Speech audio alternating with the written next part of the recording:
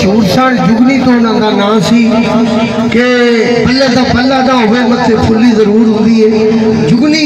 उस जुगनी नू मेरे उस्ताद जी का जो दौर सी वो तो बिल्कुल झटका दौर सी। एक जोड़ी होनी, एक चिमटा होना तो एक घड़ा होना, ये परफॉर्म करना। जो साडा दौर आया उदो आए बिजली के बाजे ढोलक तबले ये जनाब इलैक्ट्रॉनिक साज आ गए। तो उस दौर के उस्ताद ने जिवें अपना लोया मनाया, इसी तरह मेरे उस्ताद जी के साहबजादे मिस्टर मुहम्मद आरफ लोहार उन्हें इस जुगनी को नवा रंग दिता ते फिर दोबारा जुगनी को ईजाद किया। वो जनाब हुन मैं बहुत पेश कर लगा। हाँ जी